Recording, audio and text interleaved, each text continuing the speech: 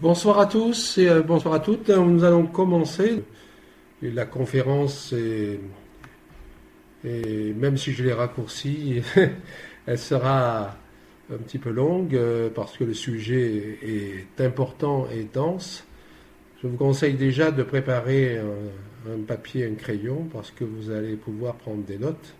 C'est même pas une conférence, ça sera un véritable cours qui n'a pas été encore des informations qui ne sont pas encore très connues du public, des patients et même des thérapeutes. Donc c'est un sujet qui est très important. Vous verrez que l'intérêt d'un sujet comme celui-ci ce soir. Voilà. Donc on va commencer et je vous souhaite une bonne conférence à tous et à toutes et beaucoup d'informations pour tout le monde. Voilà, donc voilà le sujet ce soir. Pourquoi j'ai appelé l'intestin est une passoire? Parce que véritablement, vous allez voir que tout au long de cette soirée, vous allez comprendre pourquoi j'ai donné ce titre à cette conférence. Et beaucoup de gens sont malades et ils ne savent pas pourquoi. Ils sont malades et pendant des années, ils vont de thérapeute en thérapeute et bien souvent ils ne savent même pas que la cause est l'intestin. Et nous allons aborder plusieurs sujets concernant l'intestin. Nous allons étudier ce que c'est que le Leaky Gut Syndrome. Alors ce mot, je vais le garder toute la soirée en anglais. Pourquoi? Je vais vous dire tout de suite la traduction, vous l'avez ici en dessous, ça s'appelle l'hyperperméabilité intestinale. Donc, c'est pas tellement pratique, surtout que je vais le prononcer de nombreuses fois. Donc, je dirais simplement, pour hyperperméabilité intestinale, je dirais Leaky Gut. Je dirais même pas syndrome. Leaky Gut, c'est en anglais l'hyperperméabilité intestinale. Puis, on parlera aussi de ce soir des intolérances alimentaires. C'est un sujet qui me passionne depuis 20 ans, que j'ai du mal à faire comprendre, parce que dans la plupart du temps, les gens ont l'impression que oh, ben c'est facile, oh, il y a des tas de livres, sans et sans gluten, ça y est, on a réglé le problème. Vous verrez, la surprise ce soir, je vous ai recherché des cas où ben, si on arrêtait sans lait, sans gluten, on passe à côté et on ne guérit rien et il n'y aura pas d'amélioration. Donc, ceux qui vous disent que les intolérances alimentaires, les examens, c'est inutile, il y a aussi beaucoup de médecins qui n'y croient pas, même des médecins alternatifs, même des naturopathes. C'est les parler et regardez ce que je vous invite à connaître ce soir parce que tout est fait, précis, vous aurez les informations comme jamais vous n'aurez eu, je pense, dans aucun bouquin. Et puis on parlera aussi de dysbiose. Donc vous allez découvrir ce que c'est que la dysbiose. Bon, je ne pourrai pas, dans le temps qui m'est imparti, développer tous ces sujets, mais il faut savoir que chacun des paramètres que je vais aborder ce soir fera l'objet d'une conférence spécifique. Comme sur la candidose, il y a de quoi faire une conférence entière sur la candidose, comme il y a une conférence à faire sur la dysbiose. Donc on abordera... donc la visioconférence sera enregistrée et on a un maître ici qui a la capacité de refaire les vidéos avec mon PowerPoint et vous aurez ça en replay sur le site. Donc, vous voyez, il y a quelqu'un extraordinaire, c'est Hippocrate. C'est vrai, les médecins font le serment d'Hippocrate, mais ils ont oublié pratiquement toute la philosophie. Vous vous rendez compte que ce médecin, d'il y a plus de 2000 ans, écrivait que toutes les maladies commencent dans l'intestin. Mais c'était un visionnaire, parce que, en fait, il a totalement raison. Il n'y avait pas les examens, la radio. Aujourd'hui, qu'on a les IRM, les examens tout possible et imaginables, allez voir un médecin, vous verrez, ou un thérapeute, il vous dira « Ah, mais toutes les maladies commencent dans l'intestin, alors soignez-moi l'intestin. » Ben, vous verrez ce qu'on va vous répondre. Eh bien, voyez, all disease begins in the gut, dans l'intestin. Toutes les maladies commencent dans l'intestin. Donc, c'est le but de cette soirée ce soir. Alors, voyez, dans cette salle, actuellement, il y a 8 personnes sur 10 qui ont au moins ce problème, plus ou moins développé, plus ou moins important, de manière importante, une hyperperméabilité de l'intestin, c'est-à-dire un leaky gut, sans qu'ils le sachent, et ils accusent, ils ont des symptômes, mais ils ne font aucune relation avec ce problème d'intestin. Et nous allons étudier ce que c'est qu'une hyperperméabilité de l'intestin, comment ça se manifeste, comment ça se crée, et comment surtout on va traiter ce problème. Donc, je vous mets de temps en temps des textes pour que vous puissiez visualiser et lire les choses en même temps que moi. Donc ça, c'est un extrait du livre Importance du docteur Mouton, un grand spécialiste sur l'intestin.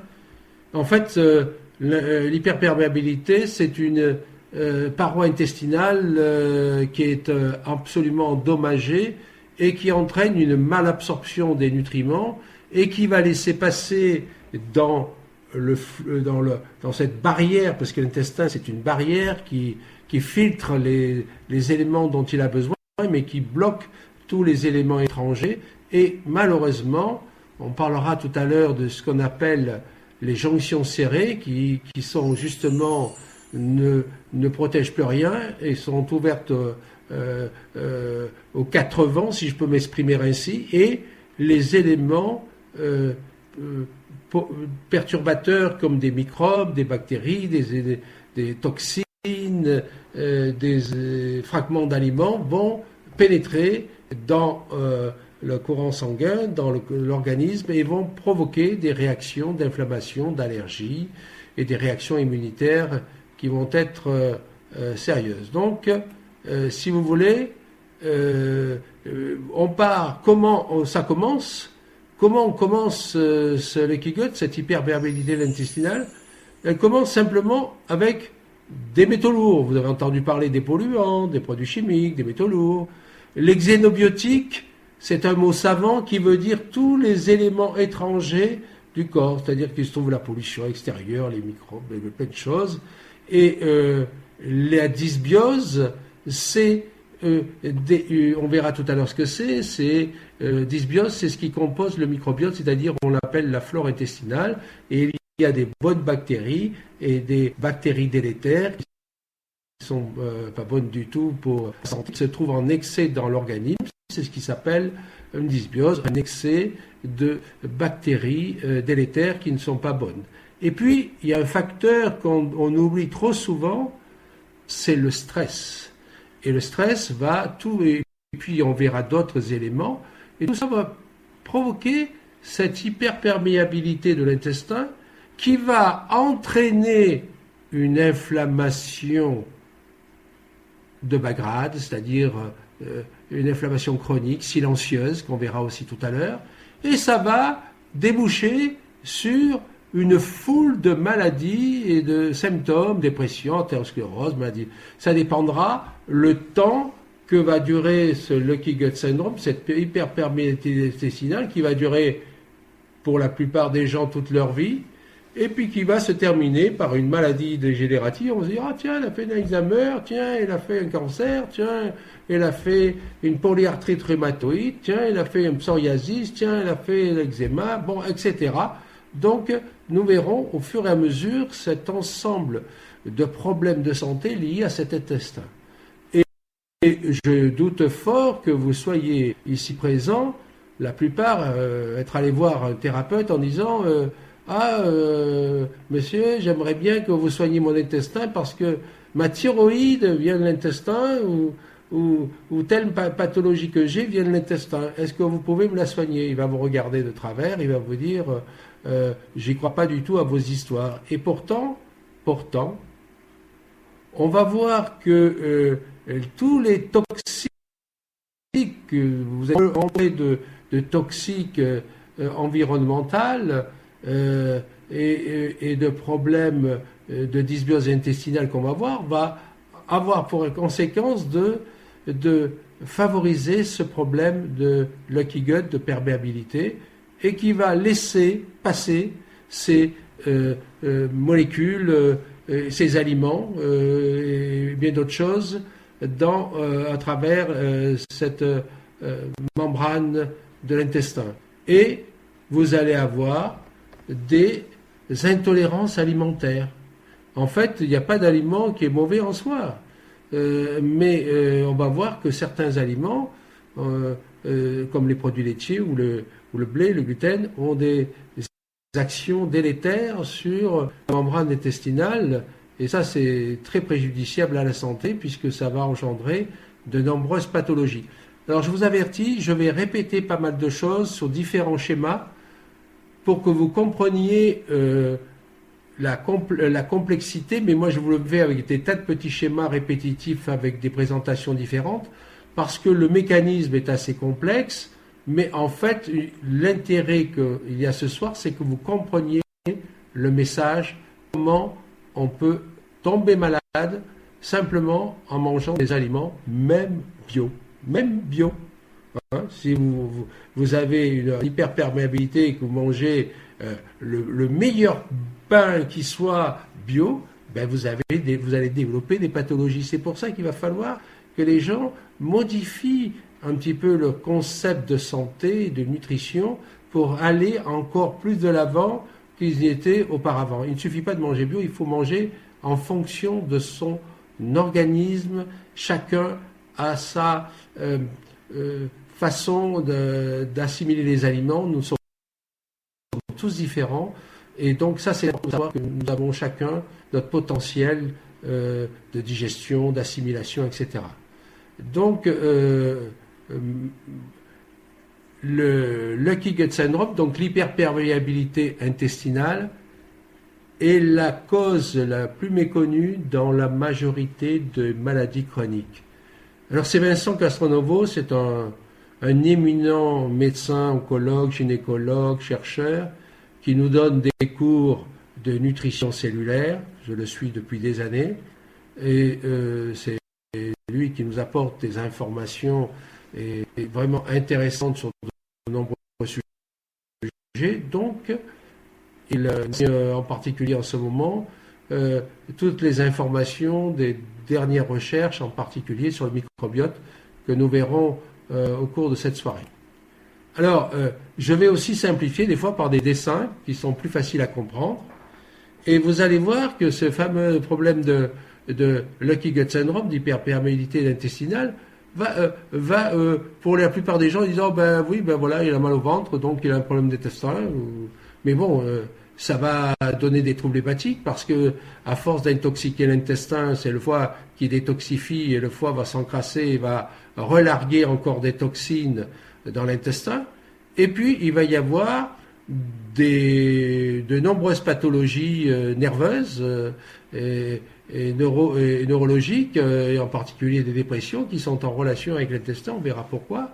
Des troubles de l'obésité, bien sûr, des troubles cardiaques, des maladies auto-immunes, et on va voir qu'on peut avoir plus de 300 maladies particulières ou plus élaborées dues à ce problème d'hyperperméabilité intestinale. Alors, je vous ai mis là quelques signes de gens qui commencent à savoir si on a un Lucky, parce que vous dites, moi, je sens pas, j'ai rien à l'instinct.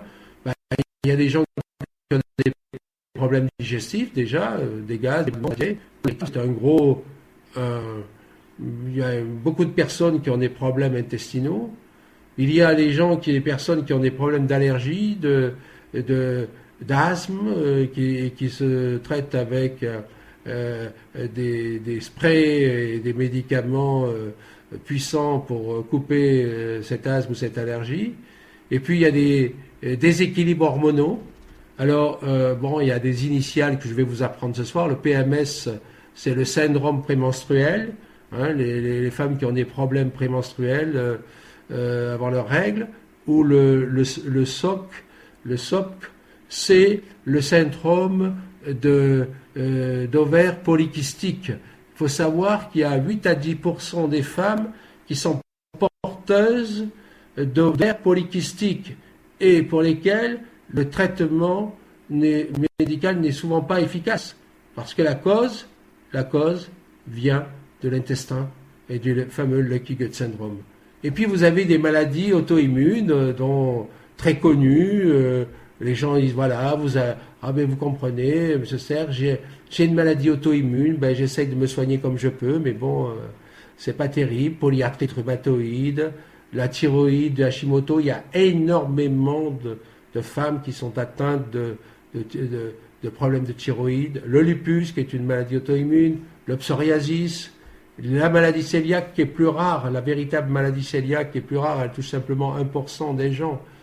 Et puis, ce qui est plus courant, c'est qu'il y a beaucoup de gens qui sont atteints de fatigue chronique ou même de fibromyalgie, des personnes qui sont totalement des douleurs dans tout leur corps, leurs articulations, et qu'on a souvent traité pendant des années de malades imaginaires. Et on va avoir aussi beaucoup de perturbations au niveau cérébral, c'est-à-dire troubles de l'humeur, dépression nerveuse, anxiété, troubles de l'attention, l'ADT c'est ça, troubles de l'humeur, du comportement, de l'attention, de l'hyperactivité, c'est le TDAH. Donc voilà ce que ça veut dire, le TDAH, trouble de déficit d'attention, hyperactivité et impulsivité. Donc bien souvent, qu'est-ce qu'on fait? On n'est pas là en train de soigner l'intestin, on est là en train de prendre des médocs pour ces manifestations neurologiques. Et puis il y a des problèmes d'acné, d'eczéma. Et qu'est-ce que vous voyez? Vous voyez que pour l'acné, on va tartiner les gens de Roaccutane, on va leur donner des tas de médicaments pour traiter l'aspect extérieur, idem pour l'eczéma, alors que la cause est tout à fait interne et intestinale.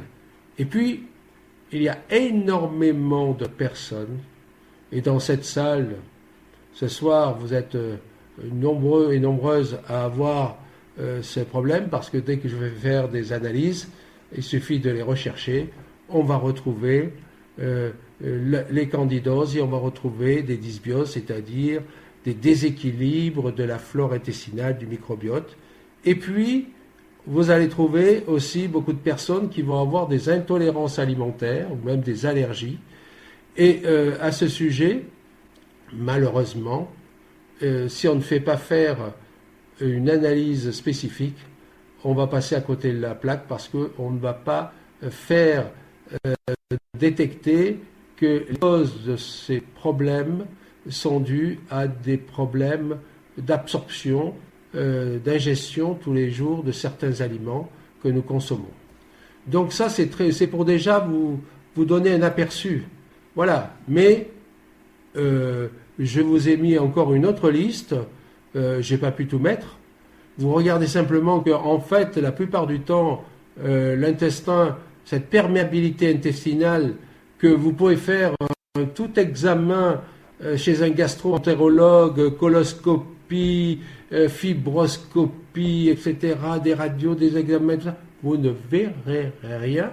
Et on vous dira, madame, vous êtes malade imaginaire, vous n'avez rien, vous avez un côlon irritable, c'est nerveux, c'est stressé. Non, non. La perméabilité va entraîner plus de 300 maladies auto-immunes. Je ne sais pas si vous aviez jusqu'à ce soir pris conscience que votre intestin était la cause de cette maladie. Je ne crois pas. Parce que si c'était le cas, beaucoup de thérapeutes s'intéresseraient à ce sujet qui est très important. Et je sais que ce n'est pas facile des patients qu'il faut soigner son intestin pour soigner ses problèmes de santé. Alors, comment se fait-il qu'il y ait tant de personnes qui se retrouvent avec ces problèmes d'hyperperméabilité intestinale? Mais d'abord, il y a un abus colossal des antibiotiques. Et les antibiotiques sont une cause importante de la dégradation de cette muqueuse intestinale, de cette barrière intestinale et aussi de la flore, de ce microbiote intestinal. Donc les antibiotiques, c'est vraiment quelque chose qui va détruire la vie intestinale. Et puis il y a des choses qui sont anodines. Et puis les gens prennent de l'aspirine ou de l'ibuprofène, cachés qu'on prend librement en pharmacie. Ah ben j'ai mal, j'ai un peu fatigué, j'ai un peu mal à la tête, voilà. Et il y a des gens qui prennent ces médicaments en longueur d'année. Et automatiquement, ces médicaments anti-inflammatoires et antalgiques vont détruire progressivement cette barrière intestinale, cette membrane intestinale. Et puis, les gens qui sont consommateurs peuvent être sensibles, vous pouvez être sensible aux protéines de blé et gluten. Si vous en consommez énormément, et que vous pouvez avoir aussi une dégradation de votre intestin par l'utilisation trop importante de gluten et surtout du pain blanc, de pain industriel enrichi encore au gluten et farines qui ont été modifiées pour faire des farines encore plus riches en gluten. Et puis, il y a les corticoïdes. Il faut savoir que de nombreux médecins ont la prescription facile de corticoïdes. Et donc les corticoïdes vont favoriser la destruction aussi de votre membrane intestinale. Et puis il y a les parasites. Il y a les bactéries. Il va y avoir les aliments modifiés génétiquement, même si on n'en veut pas en France, on en retrouve dans notre alimentation. Et puis il y a les gens qui sont consommateurs énormément d'hydrates de carbone, de pain blanc, de biscuits, de soda, etc. Et tout cela, qu'est-ce que ça va faire? Ça va permettre le développement des candidoses, ça va développer en même temps les mauvaises bactéries et donc automatiquement provoquer des problèmes de santé. Puis tous les produits industriels, les produits chimiques, l'alcool. Quand je mets alcool, c'est les gens qui boivent trop et des alcools forts. Je ne parle pas du verre de vin de bio de qualité, du vin de qualité que vous en prenez un verre ou deux par jour. Ça n'a rien à voir. C'est l'alcool parce qu'il y a beaucoup aussi de gens qui boivent des quantités d'alcool importantes en France. Et puis, on pourrait parler toute la soirée sur les causes. Elles sont fort nombreuses. C'est simplement pour vous montrer que chacun d'entre nous est confronté à ce problème souvent, donc c'est très courant. Alors, comment ça se passe? Eh bien, ça se passe que, vous voyez ici, vous voyez ce que c'est qu'un intestin sain. Il y a ce qu'on appelle des villosités. Et ces villosités, il y a énormément de possibilités pour que votre intestin va capter, filtrer les éléments, les nutriments dont il a besoin et qui vont pouvoir les permettre d'aller dans le courant sanguin pour aller nourrir nos cellules. Par contre, s'il y a ce fameux Leaky Gut Syndrome, il va y avoir une inflammation et vous allez avoir qu'il va y avoir un nivellement et les villosités vont disparaître et il va y avoir des véritables, alors ça, vous voyez, c'est les jonctions serrées, donc là c'est parfait. Et puis là, il va y avoir dans les jonctions serrées des ouvertures et c'est comme ça que apparaît, c'est ce que l'on appelle le fameux Leaky Gut Syndrome, l'hyperperméabilité. Et c'est ce que je vous ai dit, il va y avoir des problèmes de virus, de bactéries, il va y avoir le stress, il va y avoir les médicaments, je veux dire, il va y avoir les toxines, il va y avoir votre alimentation de mauvaise qualité, mais même si elle est de bonne qualité, il y a certains aliments que vous ne tolérerez pas, on le verra tout à l'heure dans les analyses.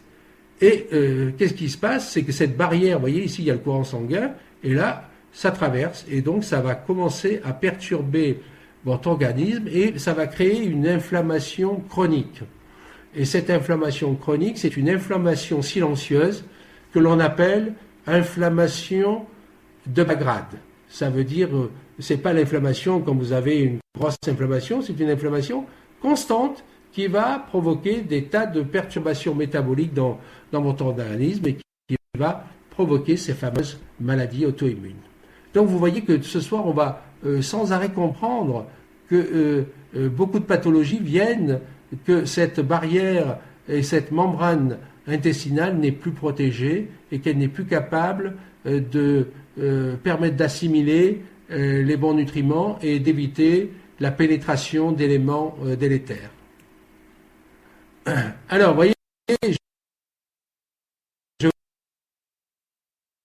vous refais sans un petit dessin pour que vous voyez que la raison est multifactorielle.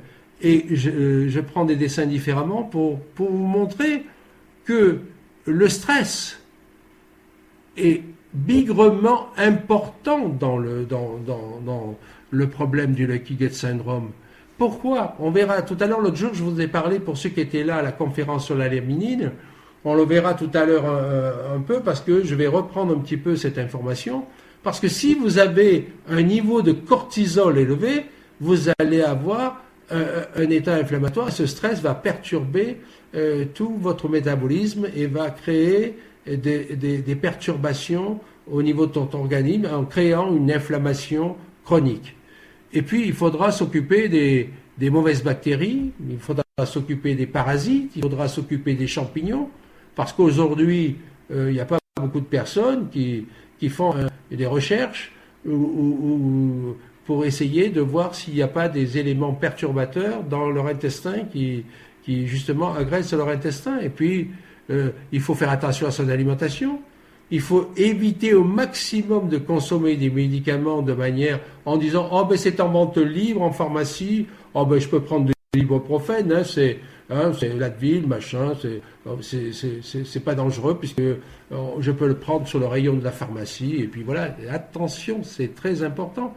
Et puis il faut savoir que bien souvent vous avez un foie en état de surcharge importante. Le foie n'est plus capable de détoxifier et de méthyler les médicaments, les substances, et il est complètement surbooké, et il va y avoir intoxination progressive du foie qui va relarguer encore les toxines dans votre intestin. Donc automatiquement, c'est un cercle vicieux, et chaque fois, vous arrivez à des intolérances alimentaires. C'est pour ça que quand les gens, on leur fait faire des analyses, ils disent « Mon Dieu, mais j'ai tout ça comme intolérance alimentaire », on va comprendre tout de suite pourquoi ces intolérances alimentaires vont perturber au quotidien votre organisme. Et puis, il faut savoir, on va le voir, il y a une diapo là-dessus, que votre intestin, c'est la base de tout votre système immunitaire. 80% de votre système immunitaire se trouve dans votre intestin. Alors vous imaginez, si vous avez les toxines, les produits chimiques, les parasites, les mycoses, les virus, les champignons, les toxines qui vous agressent, votre système immunitaire, ben, il va chuter. Et qu'est-ce qui s'est passé cet hiver? Il y a eu 12 000 morts supplémentaires de la grippe chez les personnes âgées. Pourquoi? Parce qu'elles ont un système immunitaire déficient.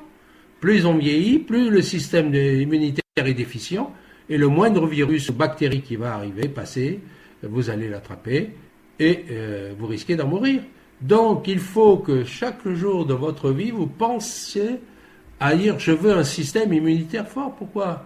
Moi, j'ai pas eu la grippe, d'autres n'ont pas eu, et puis d'autres sont des familles entières ont eu la grippe, etc. Donc, ou d'autres problèmes, ORL, etc. On verra aussi tout à l'heure des cas de patients qui ont eu des otites, des infections ORL, et soignés à coups d'antibiotiques et de cortisone, et on verra les résultats sur leur intestin.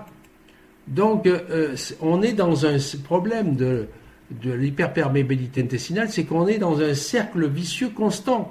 C'est-à-dire que si vous avez une inflammation, ben vous allez avoir ce problème de leaky gut, d'hyperperméabilité. Si vous avez cela, vous allez plus fabriquer, parce qu'il faut savoir que certaines vitamines sont synthétisées au niveau de l'intestin, et que vous allez avoir, par ailleurs, des problèmes d'absorption de magnésium, de vitamines, etc.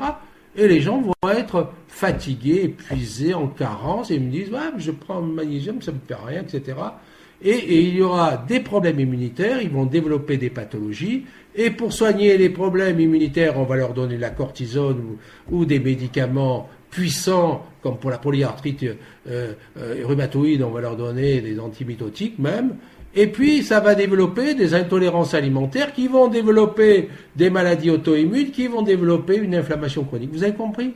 C'est un cercle vicieux. C'est tellement un cercle vicieux qu'à un moment, il faut dire stop. il faut que je change de cap, il faut que je trouve des solutions pour changer ma vie. Et on verra tout à l'heure qu'il ne suffira pas uniquement de supprimer les aliments qu'on va trouver sur l'analyse, et les gens sont contents, ils s'en vont, ils disent oh ben j'ai j'ai arrêté les aliments, voilà. Mais non, on va voir que si vous faites ça, vous allez diminuer d'une part votre inflammation chronique, votre muqueuse, votre barrière, votre membrane intestinale sera moins agressée, mais il y aura d'autres facteurs, parce que si vous n'avez pas traité la dysbiose, si vous avez les champignons, si vous avez des parasites, si vous continuez à consommer certains médicaments, des antibiotiques, comme je vois certains patients qu'on soigne, et puis, monsieur Serge, j'ai fait une infection, je suis allé voir le médecin, il m'a redonné des antibiotiques, puis j'avais mal à l'épaule gauche, et puis un peu à la hanche, et m'a fait des infiltrations de cortisone, et puis vous refaites une analyse, et on s'aperçoit que la dysbiose, elle est revenue, et la candidose aussi. Mais ça ne marche pas votre traitement. Oui, ça ne marche pas. Il va falloir vraiment faire attention à tout ça. Donc on continue, et voilà. Donc, notre schéma, pour bien vous montrer qu'il y a voilà les sanctions, voilà comment ça devrait être habituellement, voilà ce qui se passe quand on a ce fameux Lucky, et il va y avoir des problèmes d'IgG. Et ces problèmes d'IgG, c'est des anticorps qui sont provoqués par la pénétration dans le courant sanguin de certaines particules alimentaires, de protéines alimentaires, qui vont provoquer une réaction immunitaire. Donc ça, c'est très important à comprendre. Je sais que j'essaye de vous imaginer au maximum, mais d'éviter des langages trop scientifiques, parce que si on rentre dans la biochimie, vous allez exploser. Par contre, ce que vous allez voir ce soir, c'est déjà que cette perméabilité intestinale va entraîner des pathologies, et la plupart des gens ne savent pas qu'il y a un problème avec les problèmes d'Hashimoto, les problèmes d'hypothyroïdisme, etc., et de l'intestin, les problèmes de peau, de psoriasis, d'eczéma, de dermatose, des problèmes de dépression, d'hyperactivité, même d'aggravation de l'autisme, des problèmes ORL au niveau des sinus, des oreilles, des otites, des branches, au niveau des articulations, des inflammations, etc., au niveau des surrénales, où on va avoir de la fatigue chronique, au niveau de l'intestin, où on va avoir un intestin avec des constipations, des diarrhées, ou un côlon irritable. Donc vous voyez que ce Lucky Gut Syndrome touche l'ensemble de votre organisme. Et donc le problème, c'est que on a du mal à faire la relation entre l'intestin et l'organe atteint. Et pourtant, c'est une réalité, vous allez le voir ce soir. Et donc, je vous ai parlé de l'inflammation de bas grade, cette inflammation silencieuse, qui va développer, ça ne se fait pas en 8 jours, ça. C'est une inflammation chronique qui va se faire pendant des années, et selon votre terrain, vous allez déclencher des pathologies. Donc, vous voyez, quand on parle des thérapies, on cherche des traitements pour Alzheimer, mais on cherche des traitements pour le cancer ou pour telle ou telle maladie. Mais comment voulez-vous qu'on trouve des remèdes quand c'est un processus déjà avancé de dégénération cellulaire et d'inflammation chronique qui s'est fait sur des années et des années? Il ne peut pas y avoir le médicament miracle qui va changer tout ça. Donc il va falloir, à un moment, quand vous avez des symptômes, au lieu de tuer le symptôme, d'éradiquer le symptôme, il faut le comprendre et prendre des mesures qui permettent de le faire disparaître ou de l'atténuer en changeant des choses dans votre vie quotidienne et de prendre en charge votre santé, ce que j'appelle soigner sa santé. Et donc, vous voyez, je ne raconte pas des bêtises, puisque dans les revues comme le Times, on appelait ça l'inflammation, le tueur silencieux, le tueur secret, qui se fait à bas bruit, parce que là, c'est pas une inflammation qui nécessite des anti-inflammatoires, c'est progressivement qu'on va développer ces fameuses pathologies dans votre organisme. Et ça s'appelle l'inflammation. Donc cette inflammation, elle va provoquer des pathologies. Et là, je vous ai mis encore un schéma, c'est beaucoup de schémas que j'ai pris aux États-Unis, parce qu'en France, on n'a pas beaucoup de formation là-dessus. Et vous voyez pratiquement sur ce schéma que pratiquement toutes les maladies dégénératives sont à chronique d'inflammation. Donc si on soigne l'inflammation et si on soigne les causes de l'inflammation, on va pouvoir aider l'organisme à se traiter. Donc, voilà, je vous ai symbolisé ce que c'est qu'un problème. Il y a des fuites. Vous les avez vues sur les schémas tout à l'heure. Et ces fuites vont provoquer des perturbations. Et vous voyez, je vous montre pas mal de schémas pour vous expliquer que c'est un cercle vicieux et que si on ne traite pas à la racine du problème, eh bien, ça va continuer. Si on ne soigne qu'une chose, eh bien, le processus va continuer parce que si vous avez une inflammation de la membrane intestinale, vous allez avoir une intolérance alimentaire et une hypersensibilité alimentaire, vous allez libérer des toxines dans votre organisme qui vont provoquer une mauvaise absorption de vos aliments et des nutriments, qui vont fatiguer le foie et surcharger le foie et qui va rejeter les toxines. Le foie va rejeter les toxines dans votre tube digestif et le cercle vicieux continue pendant des années jusqu'à développer des pathologies graves et dégénératives. Voilà, donc voilà, ça c'est dans un livre que j'ai lu aux États-Unis. Je vous ai traduit un passage d'une citation de ce médecin, le Dr Gilles Carnahan, qui a fait beaucoup de travaux sur l'hyperperméabilité, et voilà ce qu'il vous dit. L'hyperperméabilité est presque toujours associée à une maladie auto-immune. Quand vous avez une maladie auto-immune, vous savez que vous avez un intestin comme une passoire. Et lisez bien ce qu'il a écrit après, c'est ça pour cela que je voulais dire. En fait, la réversibilité des symptômes d'une maladie auto-immune dépend de la guérison de la membrane intestinale. J'aimerais bien que messieurs les docteurs gastro-entérologues s'intéressent une fois pour toutes à des sujets aussi importants que cela. Et malheureusement, il n'y a pas cette crédibilité. Pourtant, ce sont des médecins tous. Ils sont des chercheurs scientifiques. Et il termine, ce médecin, un autre traitement est juste la suppression des symptômes. Je pense que cette citation résume l'ensemble de ce que je vais vous dire ce soir. Donc, bien souvent, vous allez venir me voir, ou voir un confrère spécialisé dans ce sujet, et ils vont me dire « Ah, mais je voudrais connaître mes intolérances alimentaires. » Mais si vous faites vos intolérances alimentaires, ça ne s'appelle pas intolérance alimentaire. Les intolérances alimentaires, c'est particulier, c'est des intolérances, par exemple, à l'histamine, à la lactase. On résume ça dans l'intolérance alimentaire, mais en réalité, ce sont les allergies retardées de type 3. Mais si je vous dis ça ce soir, vous allez exploser. Donc, le problème, c'est que j'ai pris l'habitude de faire, quand je reçois un patient, de lui faire faire les examens de candidose et de dysbiose. Et donc, quand on commence une aventure comme ça, c'est pas une aventure, on dit « Ah ben j'ai fait mes intolérances, ça y est, c'est fini ». Non. Il va falloir pendant 9 mois, 1 an, puis après, de temps en temps, se faire suivre pour savoir, c'est pas par ah mais ça va bien, ça y est, j'ai tout arrêté, c'est bien. Bon, parfait, c'est tout arrêté, et puis le mal va revenir. C'est comme l'équilibre acido-basique. Quand je parle d'équilibre acido-basique, les gens font quelque chose pendant 2 mois, puis terminé jusqu'à 1 an, 2 ans, 3 ans, 5 ans, 10 ans après, ils disent oh, ça m'avait fait du bien. Mais non.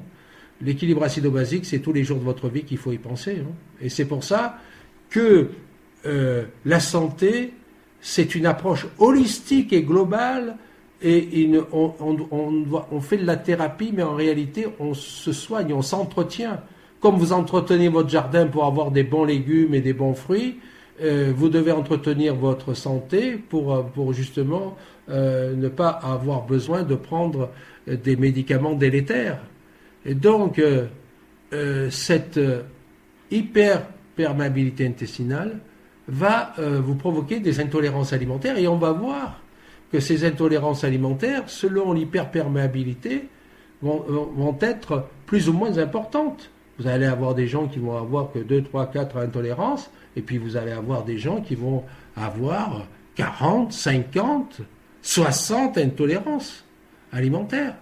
Et les gens vont dire, oh, mais c'est pas possible, comment je vais faire? Eh bien, tout simplement, on va voir ce qu'il faut faire. Et je vous ai mis cette petite diapo pour vous rappeler que votre système immunitaire se trouve dans l'intestin et que vous devez vous investir dans votre intestin pour justement ne pas avoir besoin, toutes les 5 minutes, de prendre des médicaments toxiques qui vont détruire justement cet intestin au fur et à mesure que vous consommez ces produits. Je ne suis pas contre les médicaments. Mais un enfant qui va prendre des antibiotiques plusieurs fois par an, c'est une catastrophe. Comment voulez-vous qu'il puisse avoir une bonne santé? Il est déjà autodétruit au niveau intestinal dès son enfance. Comment voulez-vous que son immunité puisse se faire dans sa vie? Donc il sera fragilisé et il aura des pathologies. Donc il faut savoir qu'une intolérance alimentaire, ou cette allergie retardée de type 3, va toucher tous les systèmes de votre organisme. Donc il va aussi bien toucher votre système respiratoire que votre système nerveux, et on va voir les différents systèmes. Et on va voir qu'une intolérance alimentaire, il y a des gens qui me disent « Ah, mais je suis constipé, je vais prendre un laxatif. » Ben oui, oui. Et puis il y en a qui me disent « Ah, mais je suis congestionné du nez, je vais prendre pchit dans le nez, là, de l'éphédrine. Ah, ben tiens, j'ai mal dans les muscles, je vais prendre de l'ibuprofène. Ah, ben j'ai mal aussi dans les articulations, c'est bien. Oh, ben je suis un peu déprimé, j'ai pas le moral. Oh, je suis fatigué. Oh, tiens, je vais me mettre un peu de la cosmétique autour des yeux parce que j'ai les tours des yeux qui sont sombres et noirs. Oh, tiens, j'ai les maux de tête. Ah, ben je dors pas bien. Ah, ben tiens, j'ai des maladies auto-immunes. Je sais pas comment j'ai fait pour attraper ça. Ah, ben tiens, j'ai des problèmes de peau, de psoriasis, d'eczéma, voilà. Ah, ben tiens, on m'a dit que j'avais une candidose. Ah, ben je fais de la rétention d'eau. On m'a donné des diurétiques. Voilà, oh, mais on m'a dit que j'avais le côlon irritable parce que j'ai des gaz, je me ballonne, etc. Donc on m'a donné les médicaments. Donc vous voyez déjà, simplement en l'espace d'une minute, je vous ai fait une tour d'horizon de ce que peut entraîner des intolérances alimentaires. On va être un peu plus précis et on va voir que pratiquement la plupart des infections, les toux, les maux de gorge, les otites, les asthmes, les sinusites, les rhinites, sont en rapport avec votre intestin et des intolérances. Regardez au niveau intestinal. Bon, ben ça c'est normal, vous allez me dire c'est l'intestin. Mais pratiquement, vous avez vu comment on traite les intestins la plupart du temps, avec cataplasme sur une jambe de bois. Hein, et les gens disent, ah, ben il doit y avoir une diverticulite, on m'a donné des antibiotiques. Oui, oui, parce qu'il doit y avoir des bactéries là-dedans. Voilà. Donc, on continue, on va voir les problèmes de peau, hein, qui sont en rapport avec des intolérances alimentaires. Je passe parce que le sujet est vaste et on aura le temps de refaire encore ces diapos, on les repassera quand on fera les intolérances alimentaires pures. Vous allez avoir des gens qui ont des fibromyalgies, des crampes, des douleurs, etc. Dans l'appareil locomoteur, dans le système nerveux, on va avoir des migraines. Énormément de gens qui sont migraineux ont des intolérances alimentaires. Malheureusement, il est difficile de leur faire comprendre qu'ils aillent se faire traiter sérieusement et qu'ils fassent attention à leur alimentation. Malheureusement, la plupart des gens, et des jeunes en particulier qui ont des migraines, jeunes femmes, jeunes gens, ben, ils vont au fast-food, ils vont chez McDo. Après, ils se disent « Ah, je suis malade, j'ai des migraines ». Il faut savoir qu'à la différence d'une allergie vraie, une intolérance alimentaire, c'est-à-dire que si vous avez par exemple, une migraine qui se déclenche un mardi, il se peut que vous soyez allé au fast-food ou au restaurant le samedi ou le dimanche. C'est-à-dire qu'on peut avoir un symptôme qui va se déclencher jusqu'à 72 heures après l'absorption d'aliments délétères. Et malheureusement, les gens ne font pas le rapport entre l'absorption de l'aliment et la manifestation du symptôme. C'est ça l'intolérance alimentaire. Les yeux, combien de gens ont des problèmes d'yeux? Les yeux gonflés, secs, etc., qui larmoient, etc., qui coulent, mal aux yeux. Les problèmes de diabète, le thyroïde, la surcharge pondérale, l'hypertension, l'artériosclérose, j'en passe, la rétention d'eau. Combien de gens font du yo-yo alors qu'ils ont des intolérances alimentaires? Je me souviens d'une thérapeute qui était intolérante bien sûr au blé, aux produits laitiers, mais ça, elle le savait à peu près, mais elle était intolérante aux pommes de terre. Et bien qu'elle n'en mangeait pas beaucoup, depuis 30 ans, ces intolérances, elle avait une rétention d'eau et elle n'arrivait pas. Le jour qu'elle a fait le régime sans intolérance, elle a perdu, pourtant elle n'était pas très grosse, elle a perdu 5 kilos en un mois, uniquement par la bonne conduite de ces intolérances alimentaires. Alors voilà comment ça va se passer. Je vous montre un petit peu, je vous fais rentrer un petit peu dans le milieu du thérapeute et ce que vous allez avoir. Donc je fais tester les intolérances sur 231 aliments. Donc pourquoi 231 aliments? Parce que ça me permet d'avoir un panel complet et les thérapeutes qui se contentent de 20 aliments, eh bien je ne vois pas comment ils peuvent détecter les IgG. Alors il y a beaucoup de thérapeutes, même alternatifs, même naturopathes, qui disent oh les intolérances alimentaires, laissez, vous arrêtez le lait, le gluten, ça suffira, c'est bien. N'importe comment, si vous croyez aux IgG, n'importe comment, vous avez vu le nombre d'intolérances qu'il y a, c'est pas la peine, vous faites comme ça, et puis ça ira. Il y a une raison à ça, messieurs et mesdames. C'est que quand on s'occupe de patients avec des intolérances alimentaires, c'est chronophage. Ça prend énormément de temps pour le thérapeute, parce qu'il faut expliquer à son patient, il faut y revenir. C'est pour ça que quand on s'attaque à un sujet comme celui-ci, c'est un véritable coaching de santé qu'il faut avoir avec son patient, être à son service et que le patient vous assiste aussi, le thérapeute, pour lui donner le feedback et les informations. S'il n'y a pas de collaboration entre le thérapeute et le patient, il n'y aura pas de résultat. Donc, vous allez avoir des fiches de résultats comme ça. La colonne de gauche, c'est les produits, les aliments qui vous seront le plus intolérants. La colonne du milieu sera la colonne médium où il faudra arrêter quelque temps ou faire de la rotation de l'aliment. Et la colonne de droite, vous pourrez manger tout ce que vous voudrez dans cette colonne. Donc, c'est les documents qu'on va vous remettre pour 4 pages. Par exemple, dans cette analyse, vous avez le lait de vache, le blé, le malt, l'orge, le petit pois et le blanc d'œuf. Donc, on va stopper ces aliments pendant un certain temps, de 6 mois à 1 an, et puis, après, on va faire ce qu'on appelle le test de réintroduction. Vous le verrez tout à l'heure dans la suite de la conférence. Et puis, voilà le fameux examen que je fais faire systématiquement avec mes intolérances alimentaires et la vitamine D. Et qu'est-ce qu'on voit? La plupart du temps, les gens sont porteurs de candidose. Alors, c'est pas sur les selles, ça se fait sur le sang. C'est une immunofluorescence du sang qui permet de voir les marqueurs de la candidose. Et cet examen est pratiquement peu connu des médecins, même des médecins alternatifs, et ça coûte que 18 €. Mais on sait qu'on a du candida, donc il faut le rechercher. Et la recherche de l'indoxysulfate, c'est vous voyez, présence O3, c'est déjà un très fort, ça va de 0 à 4 niveaux, 4 croix, et vous voyez qu'il y a c'est le signe de la dysbiose. Pourquoi? Parce que vos bactéries délétères vont détourner le tryptophane et va dégrader ce tryptophane dans cette recherche d'indoxysulfate qu'on va retrouver dans l'urine. Et c'est par cet examen urinaire, qui est simple, qui ne coûte que 18 €, qui va vous montrer l'intensité de votre dysbiose intestinale. Voyez que ce kit, cette information précise que vous allez avoir sur une réalité qui ne sera pas subjective. Vous comprenez? Parce que si vous allez traiter le terrain, vous allez voir des modifications. Voilà, on commence par des cas. Vous voyez, c'est un cas qui est médecin qui le suit pour... je vous ai parlé des problèmes de thyroïde tout à l'heure. Eh bien, vous voyez, on est en plein dedans. Elle a des problèmes intestinaux, comme par hasard. Des douleurs diffuses, des troubles du sommeil.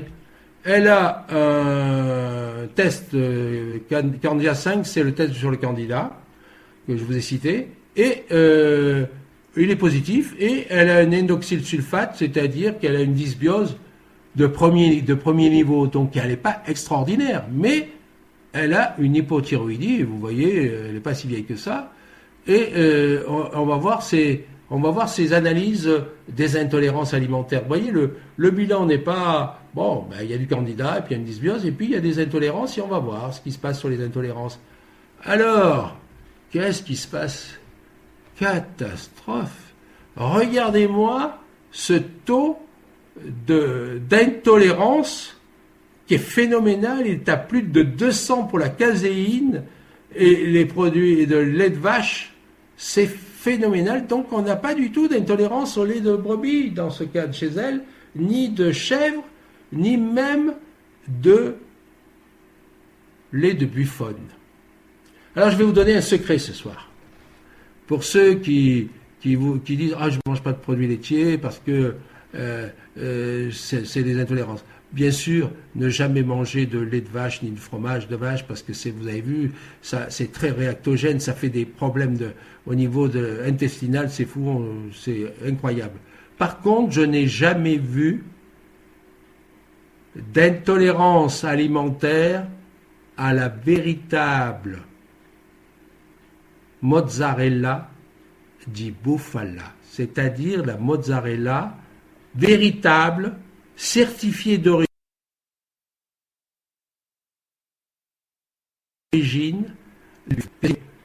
comme pas mal de jeunes. Ah oui, mais vous m'avez dit de prendre de la mozzarella, je prends la Galbani, mais la Galbani, ou d'autres mozzarella bon marché, c'est de la mozzarella de vache. Donc vous allez vous empoisonner et vous allez créer des perturbations. Voilà, ça c'était ma petite digression par rapport à la mozzarella de bufala. Vous voyez, elle est là. Les de buffone, voilà. Et puis, vous allez souvent avoir des intolérances aux œufs plus importantes pour le blanc que pour le jaune. C'est de l'albumine et donc beaucoup d'intolérance aux œufs. Et puis vous voyez que cette personne est intolérante au blé. Ça, donc imaginez, vous allez voir un médecin qui ne veut pas trop s'embêter avec les intolérances, il va dire à cette patiente, ah ben vous allez arrêter sans lait sans gluten, voilà, même sans œufs. Et puis vous allez acheter les petites tartinettes de sarrasin ou de riz dans ce cas-là. On verra tout à l'heure le sarrasin et de riz. Ah ben vous allez pouvoir manger du riz. Mais vous avez vu, son intolérance au riz est phénoménale. Et moi qui fais faire beaucoup de patients, leur fais faire mes examens, eh bien on voit que le riz est encore plus inflammatoire dans ce cas de cette personne que les œufs. Qui penserait que le riz va être le riz, mon Dieu, il ne fait pas de mal. Ben regardez, je vous l'ai mis là exprès pour que vous le voyez. Donc elle peut manger tout le reste, mais pas cette colonne-là. Et cette colonne-là sera en attente aussi pendant quelques temps pour justement éviter, favoriser sa réparation au niveau de l'intestin. Donc vous voyez toujours dans cette même personne les huîtres, les huîtres, les coquilles Saint-Jacques, les crabes, les prairies, les poivrons, les radis, le navet, et puis vous avez vu la tirade de fruits avec des taux à 100, 110, 120, quand elle mange les groseilles ne doivent pas manger souvent, mais quand elle mange des citrons ou d'autres choses, vont avoir des réactions immunitaires importantes au niveau des intolérances. Vous voyez la graine de soja. Donc si vous prenez du lait de soja qui est à la mode, dans ce cas, dans le cas de cette personne, ou de l'huile de soja, etc., et puis plein d'autres intolérances. Donc vous voyez que cette personne, il faut corriger ses intolérances alimentaires. Et puis voilà, c'est une personne qui va dans les fast-foods. Vous savez que j'aime beaucoup rencontrer mes patientes qui adorent amener leurs petits-enfants ou leur famille ou eux-mêmes dans le fast-food. Ils adorent ça. Et elle grignote, elle consulte pour des troubles digestifs. Elle a des ballonnements et puis elle mesure 1m62, elle fait 72 kilos. Et puis elle fait les régimes, puis ça ne marche pas. Voilà.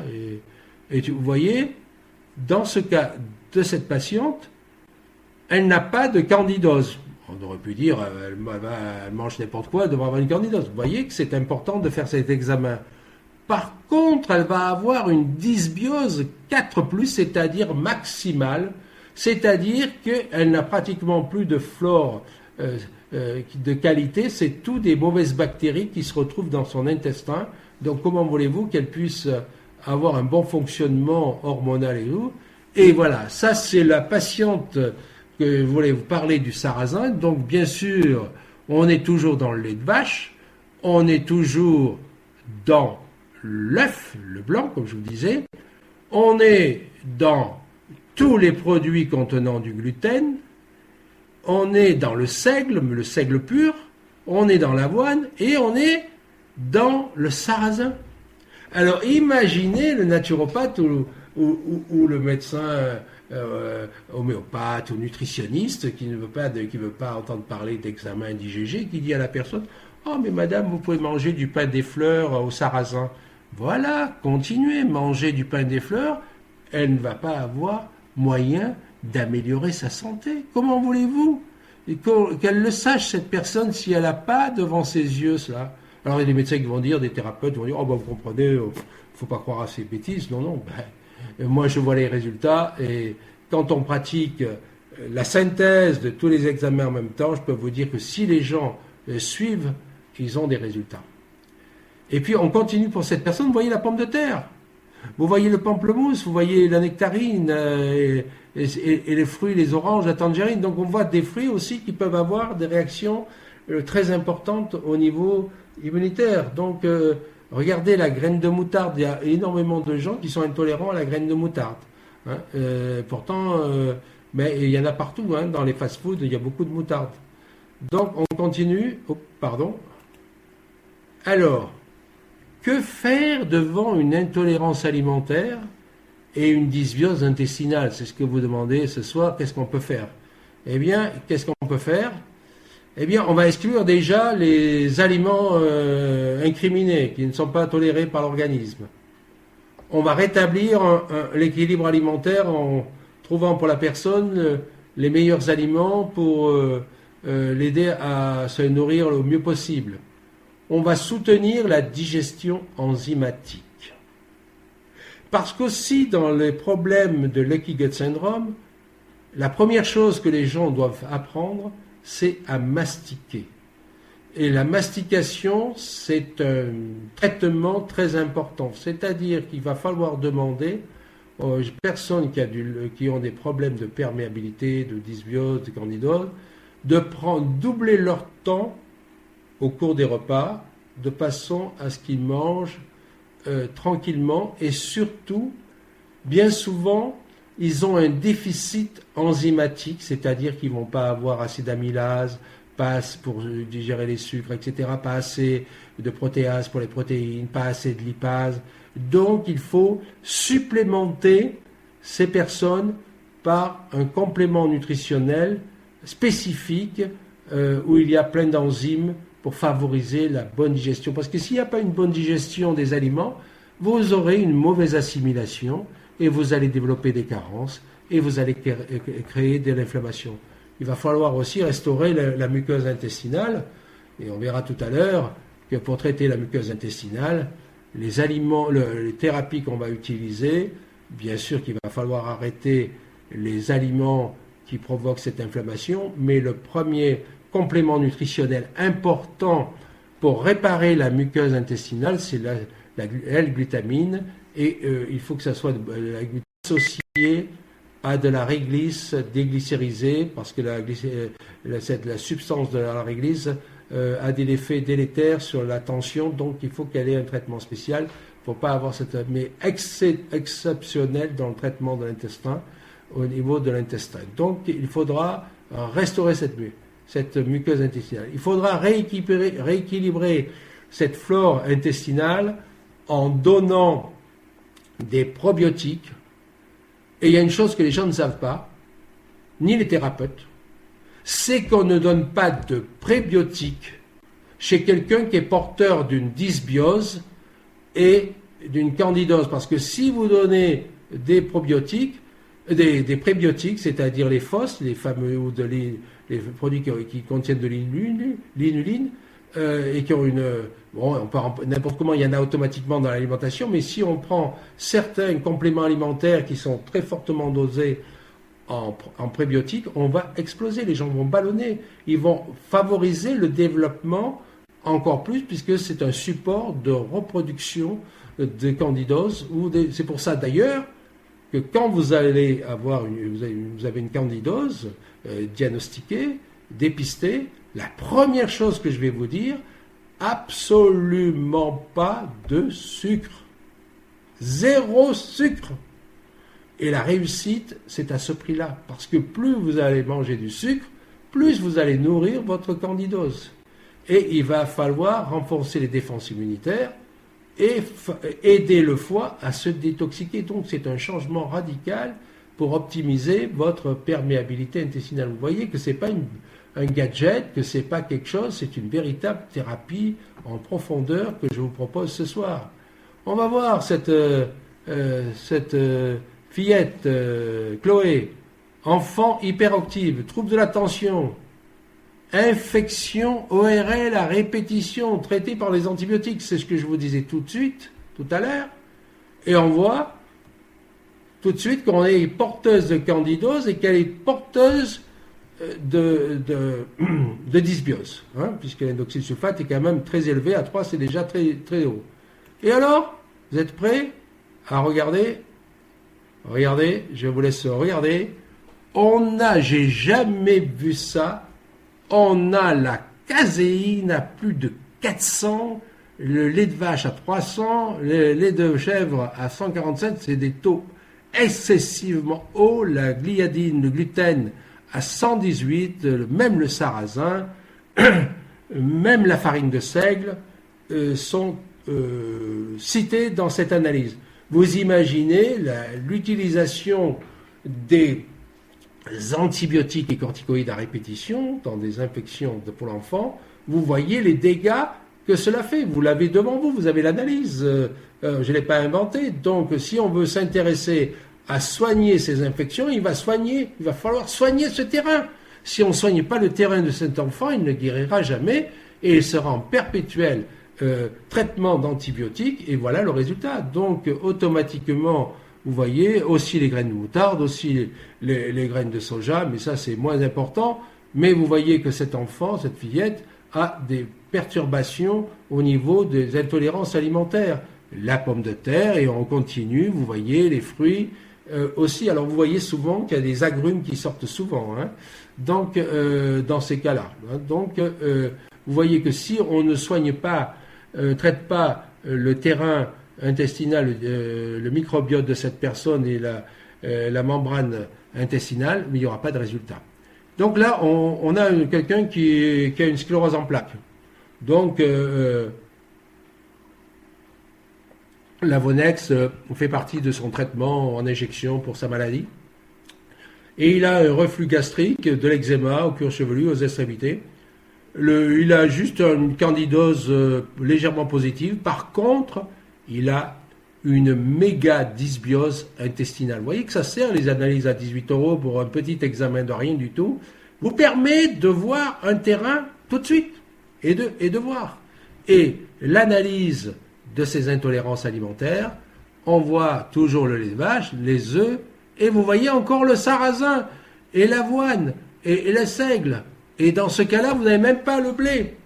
Donc, vous lisez tous les livres, il y a plein de livres en ce moment, sans blé, sans gluten, sans lait, sans... Voilà, et bien vous regardez, ok, mais vous avez automatiquement, vous passez chaque fois à côté, et la personne continue à prendre des aliments qui vont alimenter son inflammation chronique et sa perméabilité intestinale augmentée grâce à ces intolérances alimentaires. Donc, ça c'est un autre cas. Je vous montre des cas qui sont réels. Ce sont des cas sont pas tous les miens. Ce sont des cas de médecins quand on a des conférences sur les intolérances alimentaires. Donc vous voyez que cette personne a des tas des problèmes ORL. Je vous en ai beaucoup parlé ce soir. d'infection urinaire, elle se plaint de météorisme abdominal, de constipation, et beaucoup de traitements aux antibiotiques et à la cortisone. Et le médecin, vous voyez, il n'a pas prescrit l'examen de la dysbiose. Il n'a pas prescrit l'examen de la candidose.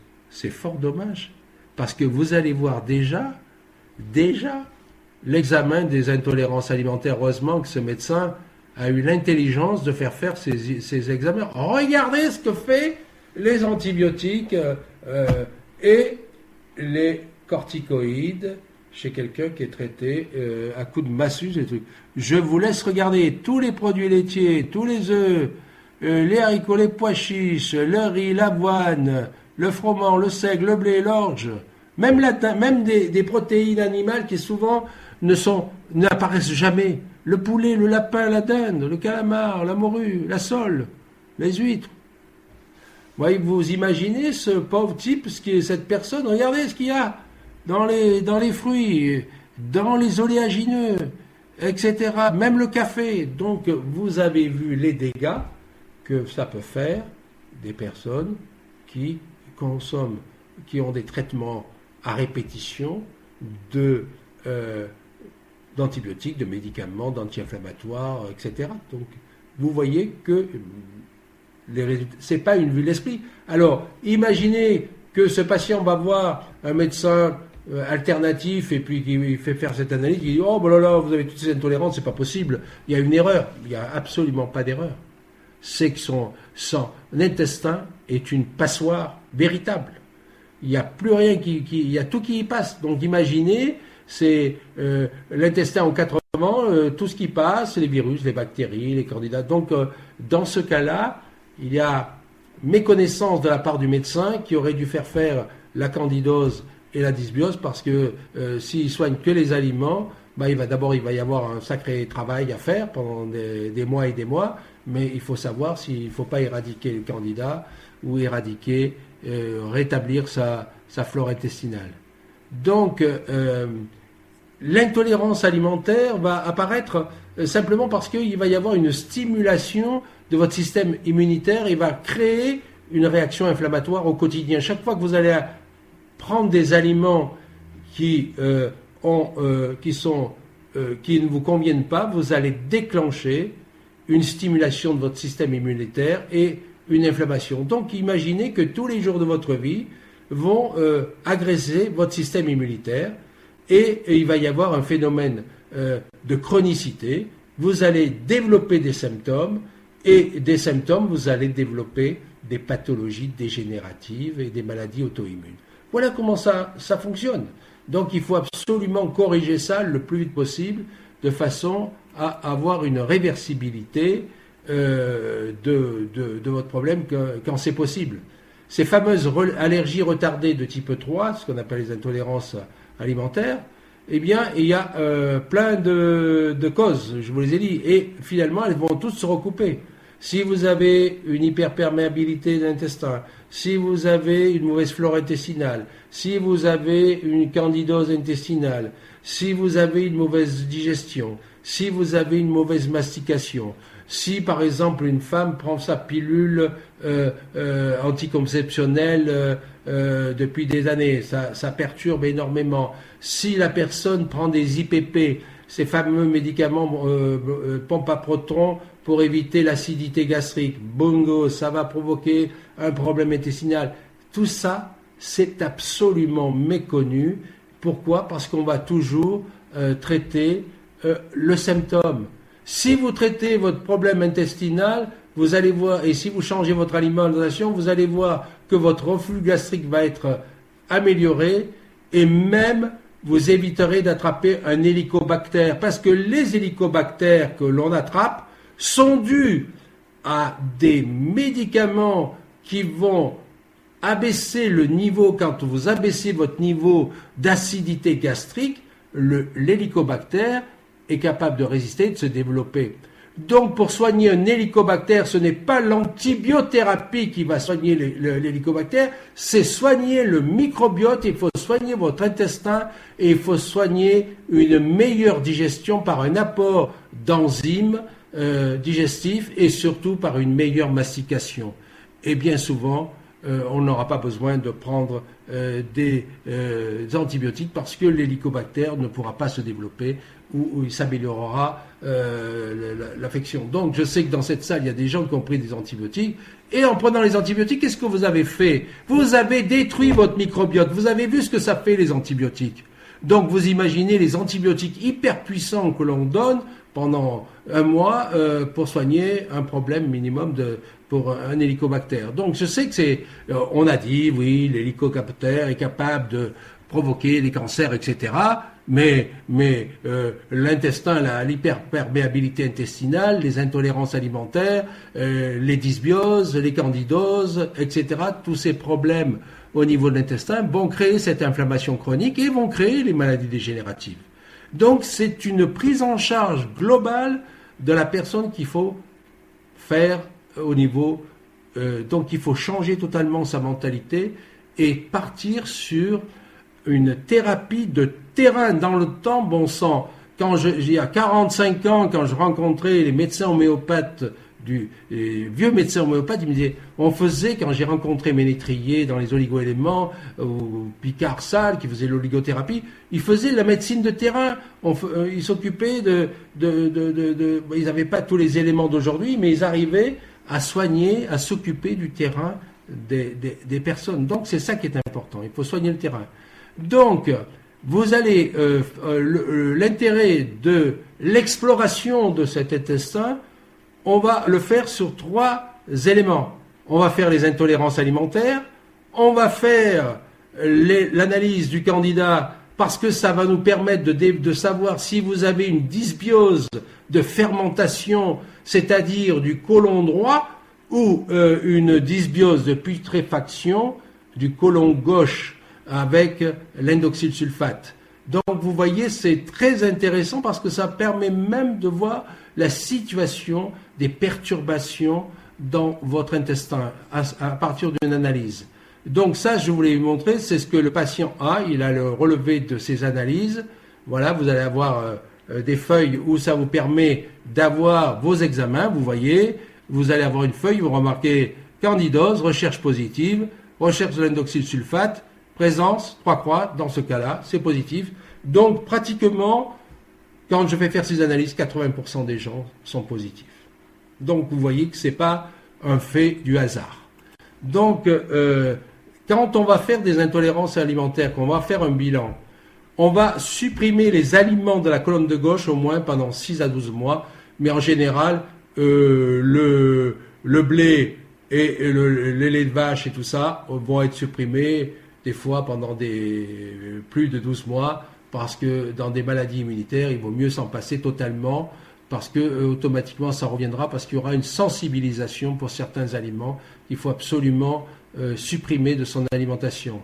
Et puis on fera aussi, ce que je vous ai dit tout à l'heure, la rotation alimentaire, même dès le début, certains aliments qui sont faiblement réactifs, mais qui sont quand même, on va faire une rotation de 4 jours, je vous dis donc 4 jours, c'est plus de 72 heures. Donc, à ce moment-là, il y aura une meilleure tolérance à ces aliments, donc qui permet d'améliorer le terrain de l'intestin. Et puis, il va y avoir, au bout d'un certain temps, au bout de quelques mois, la réintroduction. On va tester, c'est ce que je fais, moi, des fois, quand je suis à Paris, j'ai pas toujours mon pain qui me suit au petit épeautre.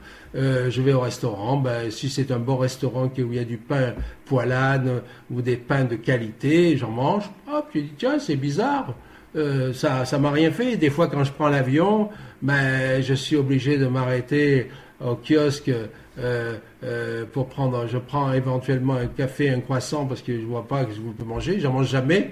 Mais là, je dis j'essaye et hop, ça passe. Pourquoi? Parce que c'est une fois de temps en temps.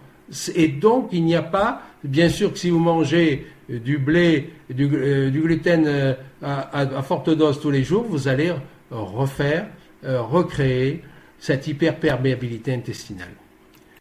Et puis, ce qu'il faut que vous sachiez, c'est qu'aujourd'hui, ça va être la mode du microbiote. Tout le monde va vous parler du microbiote. Le microbiote, en fait, c'est tout ce qui vit dans votre intestin, aussi bien les bonnes bactéries que les mauvaises bactéries, que les levures, que les champignons, que les virus, que les parasites, tout ce qu'il y a, tout ce qui se trouve dans votre intestin, c'est le microbiote. Et ça pèse 2 kilos. Et ça représente maintenant un organe. Le microbiote est un organe parce qu'il a des fonctions métaboliques et des fonctions très importantes dans l'organisme. Et il faut prendre soin de votre microbiote. Il va falloir que vous cultiviez votre microbiote de façon à bien vous porter. D'accord? Ça, c'est important. Et vous allez voir que ce microbiote, d'ailleurs, je vous l'ai écrit là, que 70% de vos cellules immunitaires, je vous ai dit tout à l'heure, que ça se trouvait dans l'intestin. Donc, si vous voulez avoir une bonne immunité, si vous voulez ne pas avoir de bonnes maladies, des maladies dégénératives, si vous ne voulez pas avoir de maladies en vieillissant, Alzheimer, Parkinson, etc., maladies auto-immunes, il faudra que vous preniez soin toute votre existence de ce microbiote. Oh, il ne faudra pas que vous fassiez des choses incroyables. Simplement être attentif et contrôler que cette flore intestinale, puisque je parle de flore pour que les gens comprennent mieux, éviter les putréfactions, éviter les candidoses, éviter les dysbioses, éviter les aliments qui provoquent ces intolérances. Si vous faites cela, bien, vous aurez toujours une immunité de qualité et une santé qui sera aussi de meilleure qualité. Donc, en fait, pour vous faire comprendre ce que c'est que la dysbiose, vous voyez les petits points rouges, ce sont les bactéries délétères, mauvaises. Et vous voyez que les bleus sont en surnombre. Donc, quand les bonnes bactéries sont en surnombre, on dit que la flore, le microbiote est équilibré et qu'il peut tenir en respect les mauvaises bactéries et il n'y aura pas de débordement. S'il y a débordement par la mauvaise flore intestinale, eh bien, c'est là que c'est la porte ouverte à toutes les pathologies et justement, il va y avoir un problème au niveau de votre perméabilité intestinale qui va s'aggraver et vos intolérances alimentaires qui vont augmenter, etc. Donc, il va falloir aussi traiter cette dysbiose parce que on va rentrer, on va pas faire tout ce processus parce que ça sera trop long, on va rentrer dans ce qu'on appelle l'inflammation systémique. C'est ce qui s'appelle l'inflammation silencieuse. C'est ce qui va faire toutes vos maladies dégénératives. C'est ce qui va faire toutes vos pathologies, tous vos syndromes métaboliques, etc. vont partir de cette inflammation chronique. Donc, la dysbiose, il faut la traiter et ça ne se traite pas. Voilà, je suis passé en magasin diététique, j'ai commandé sur Internet des probiotiques. Non, c'est pas comme ça. Il y a 1 millier de bactéries différentes dans l'intestin. Vous ne savez pas la nature, la concentration de votre probiotique que vous allez prendre. Vous ne savez pas si ce probiotique va passer la barrière stomacale, ne sera pas détruit. Est-ce qu'il va pouvoir réensemencer votre flore intestinale? Vous voyez, c'est simple le concept, mais c'est compliqué après pour vous choisir. Le rôle d'un thérapeute que je suis, c'est de vous chercher les meilleurs nutriments possibles, meilleurs compléments pour le patient. Malheureusement, après, il faut que le patient suive, il faut qu'il applique le programme. Parce que regardez, la dysbiose, elle ne vient pas uniquement par hasard. Elle est venue déjà de la mastication. Si vous mastiquez bien, vous allez réduire la dysbiose. Malheureusement, il y a des gens qui ont des traitements antimitotiques, qui ont des chimiothérapies, des radiothérapies, qui vont créer une dysbiose et une inflammation chronique et un leaky gut, une hyperperméabilité intestinale réactionnelle à ces traitements. Et puis il y a les antibiotiques, vous l'avez vu tout à l'heure. Et puis vous avez les infections par les germes. Il y a beaucoup de gens qui ont des problèmes d'infection intestinale et urinaire. Et vous allez avoir les gens qui sont surchargés de stress. Et on verra encore tout à l'heure un petit peu avant de terminer ce qu'on peut faire pour le stress, parce que ça élève le taux de cortisol et ça va créer un déséquilibre au niveau de l'organisme, l'insuffisance enzymatique. Je vous ai dit tout à l'heure qu'il était important de prendre, quand on avait des problèmes, de prendre des formules d'enzymes pour digérer les protéines, lipides, glucides et même les fibres, la cellulase, parce qu'il y a des gens qui ne digèrent pas les fibres, etc. Et donc, cette insuffisance enzymatique en France, elle n'est absolument pas traitée. Savez-vous qu'il n'existe pratiquement pas d'enzymes en pharmacie? Il y a encore un peu le pancréas alpha, mais il n'y a pas d'enzymes.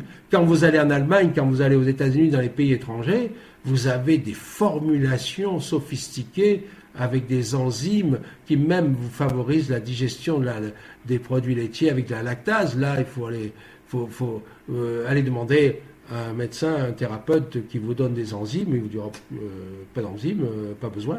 Voilà, donc vous avez vu aussi que l'excès de protéines, de graisse, absence de fibres, excès de sucre et cette alimentation moderne, vous savez qu'on va de plus en plus vers l'alimentation des fast-food, de la restauration rapide, on va aller de plus en plus vers la dysbiose. Donc ça aussi, il faut que vous en preniez conscience que les dysbioses de fermentation, c'est un cercle vicieux puisqu'il va y avoir le déséquilibre, ce que je vous dis, de votre microflore, va abaisser l'immunité, va vous avoir des infections à répétition, vous allez prendre des médicaments.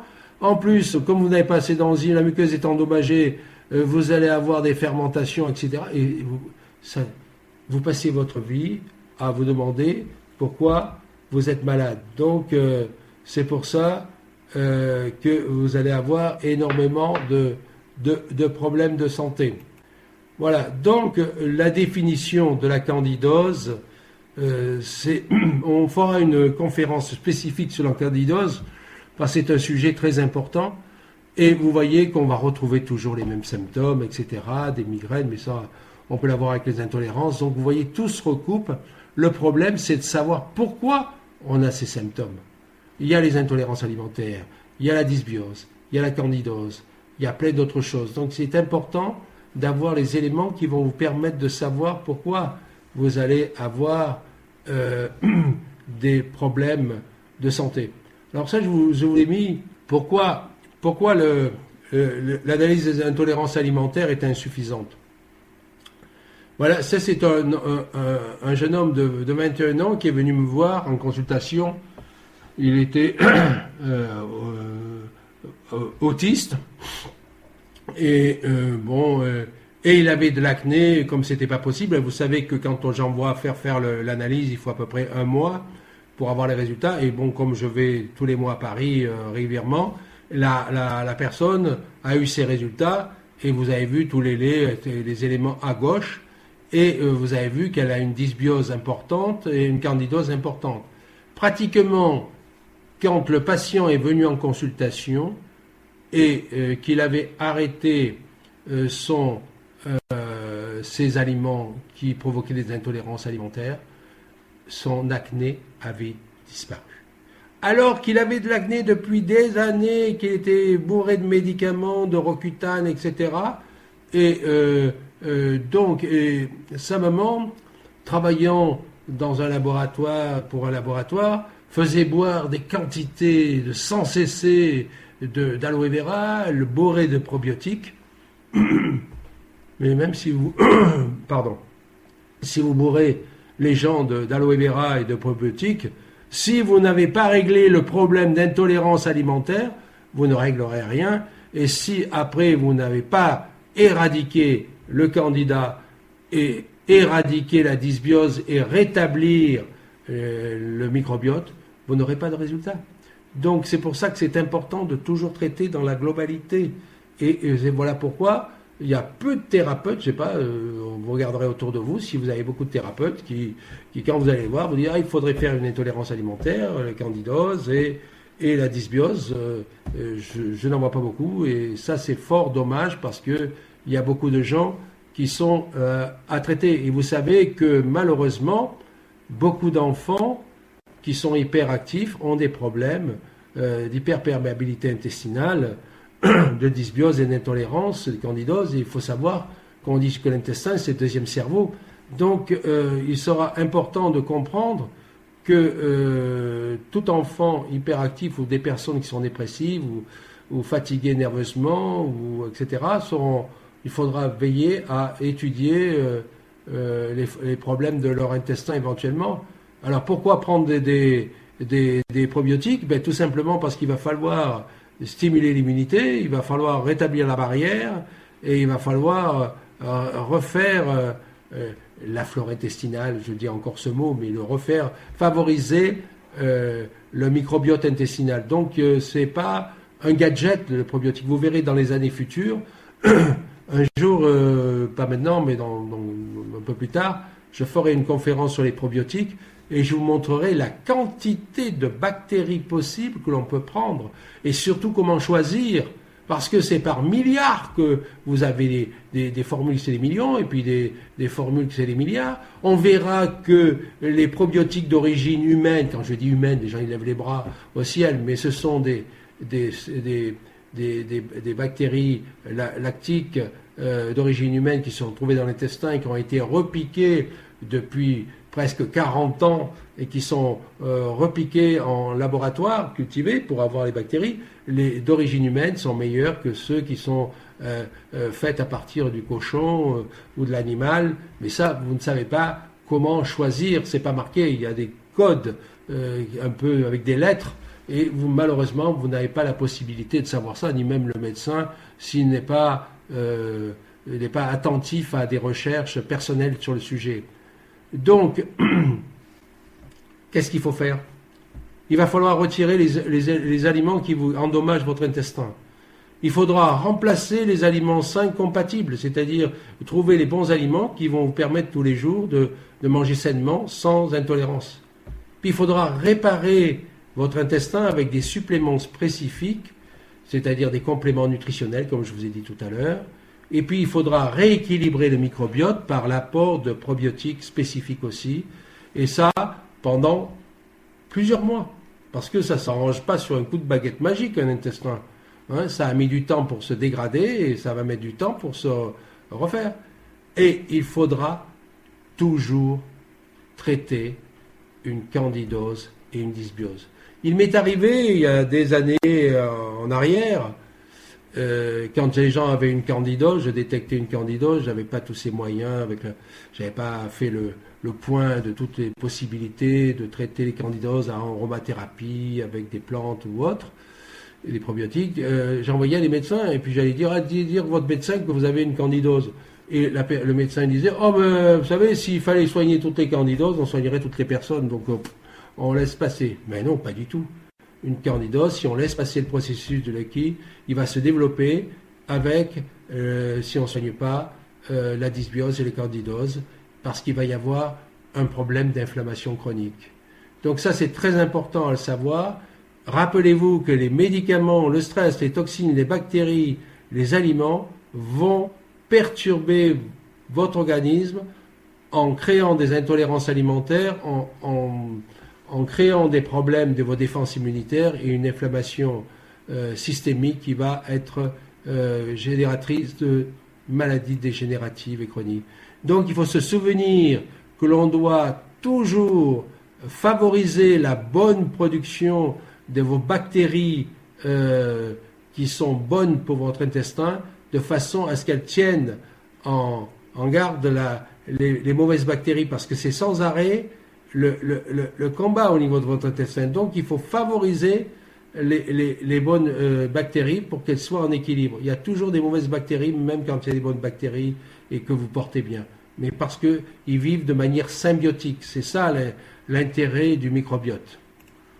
Donc voilà, quand vous avez un intestin normal, il y a un processus très sophistiqué qui permet que les nutriments vont traverser la barrière sans avoir d'hyperperméabilité. Mais dès que la muqueuse est abîmée, elle est enflammée, que le mucus est détruit et que les villosités sont rabotées, bien automatiquement, l'hyperperméabilité va déclencher des problèmes inflammatoires et chroniques.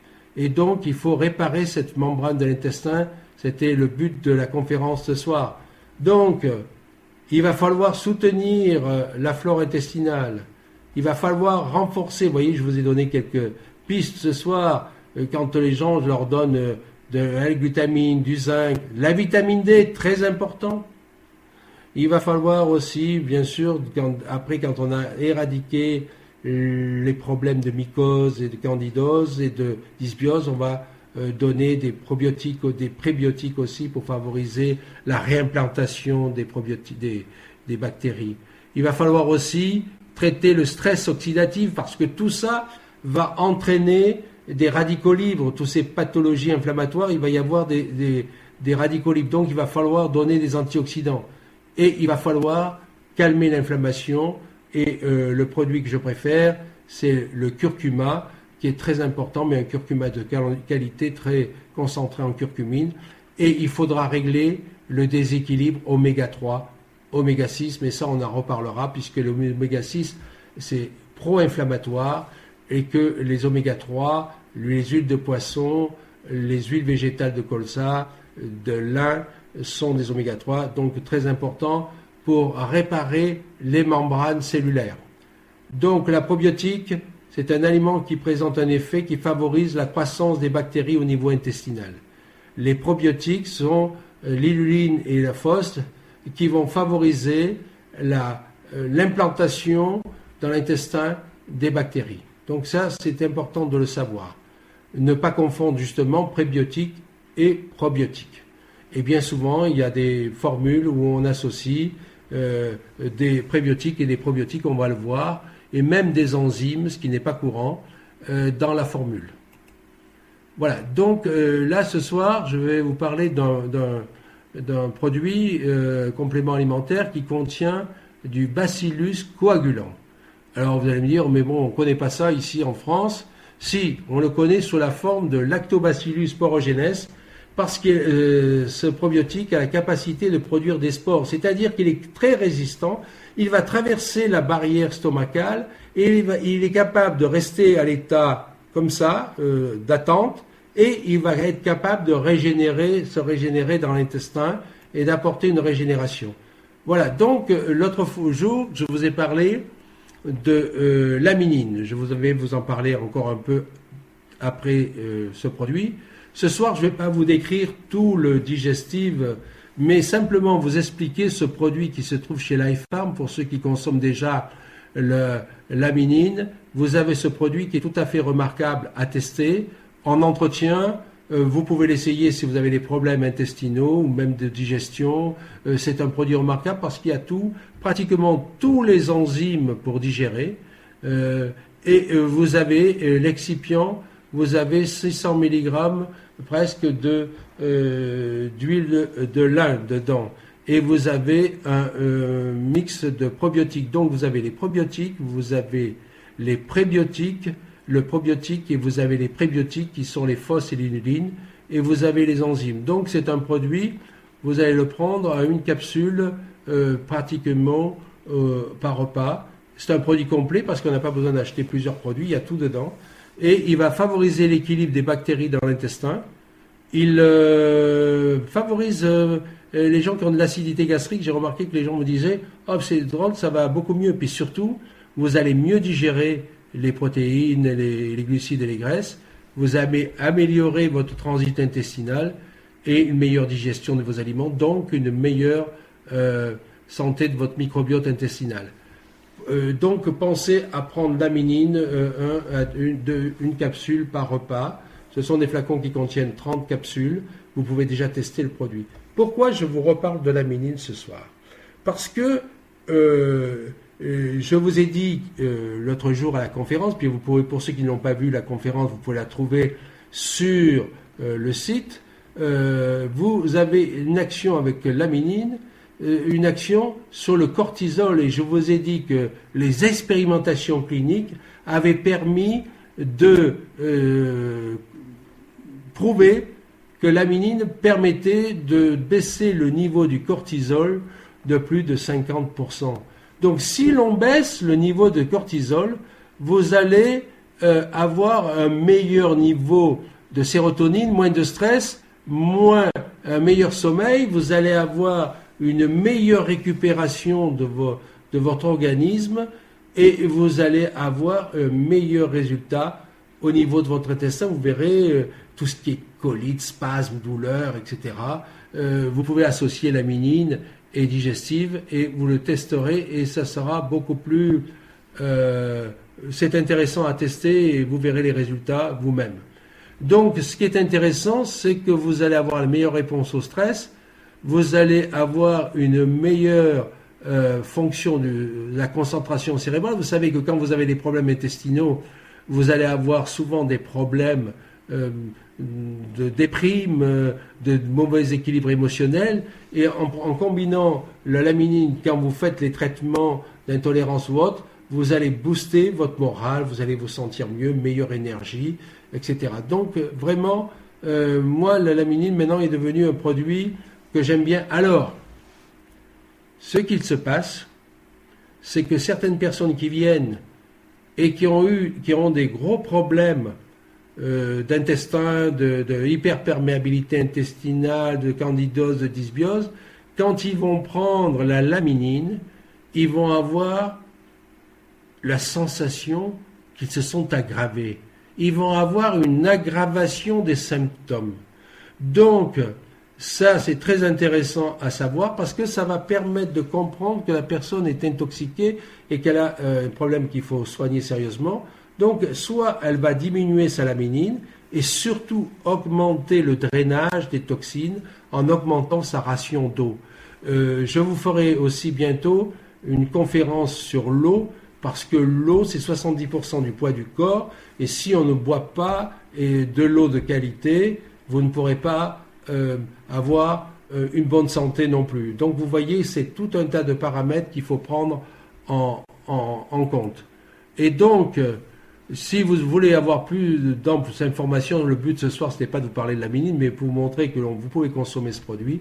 En consommant cette laminine avec digestive, j'aimerais connaître les résultats sur vos problèmes de santé. Donc, voilà, je vous ai mis ici parce que les gens veulent savoir le prix. Donc, je vous signale que le prix que fait le laboratoire Zamaria à Paris est le meilleur prix du marché européen. En plus, c'est une des meilleures analyses que j'ai vues. ImuPro, pour le même analyse, est à plus de 400 €. Barbier est aussi à un prix très élevé. Donc là, vous permet pour 221 aliments, soit 0,70 centimes d'euros par test alimentaire, ce qui est ridicule, vous permet d'avoir le test. Et vous avez vu, les tests sont bons. Les intolérances aux additifs, je le fais rarement. Je fais faire ces trois-là. Donc, si vous avez besoin de ces éléments-là, je pourrais vous permettre de savoir comment vous les procurer si vous n'êtes pas à Paris, comment vous allez pouvoir avoir votre kit et pouvoir être suivi, même par correspondance. Donc, si vous voulez nous contacter, je vous laisse mon mail. Vous avez le site nutricel.com et on est là pour tout renseignement complémentaire. Vous savez qu'on se donne beaucoup de mal pour donner de l'information. Vous imaginez bien que le travail qu'il faut faire pour vous donner une conférence comme ce soir, qui n'est même pas une conférence, c'est un véritable cours que je voulais vous donner.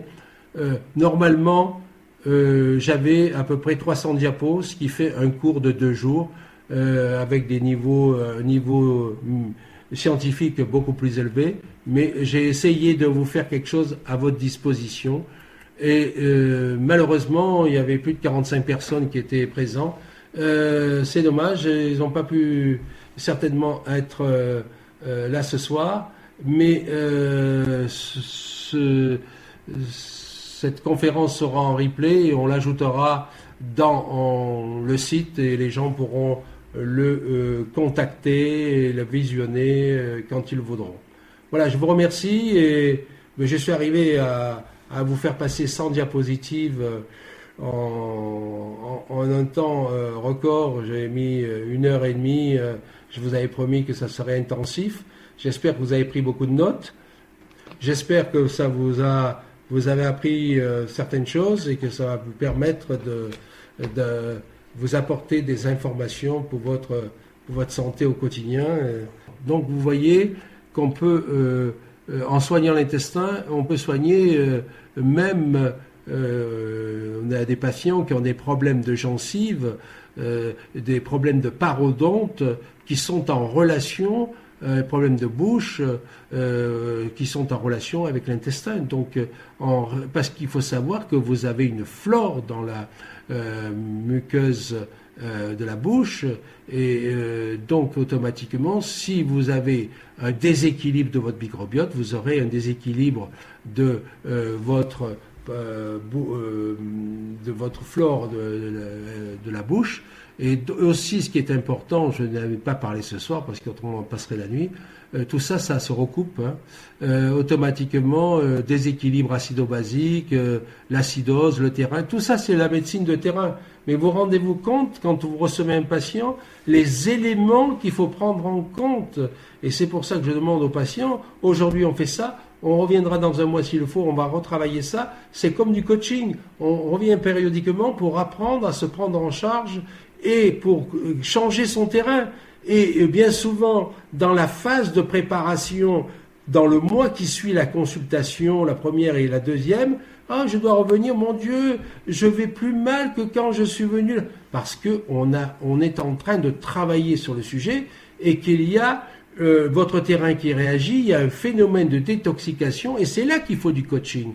Parce qu'on ne rend pas malade les gens. Votre maladie, elle est là, vos perturbations intestinales, votre terrain, votre déséquilibre acido-basique, etc. Tout ce qui est là, on va le prendre en compte, mais il va falloir cheminer avec votre thérapeute pour arriver à améliorer ce terrain. Et il faut 3 mois, 6 mois, 9 mois. Et après, on sort du tunnel et on se dit, mon Dieu, c'est incroyable, je me sens mieux. Il a fallu faire tout ça. Et en fait, ce n'est pas un médicament ni un complément alimentaire. Bien sûr qu'on va éviter, on va vous aider à moins souffrir. On va vous apporter aussi des compléments nutritionnels de confort, qu'on appelle ça de confort, pour essayer d'attendre que votre terrain s'améliore. Voilà. Je pense que je vous ai donné un maximum d'informations. Vous voyez, on a tenu 2 heures ensemble et j'ai été très heureux de vous avoir. Et puis, je vous remercie, je vous souhaite une excellente soirée et n'hésitez pas à nous contacter pour vous aider à résoudre éventuellement vos problèmes. Bonne soirée à tous et à bientôt.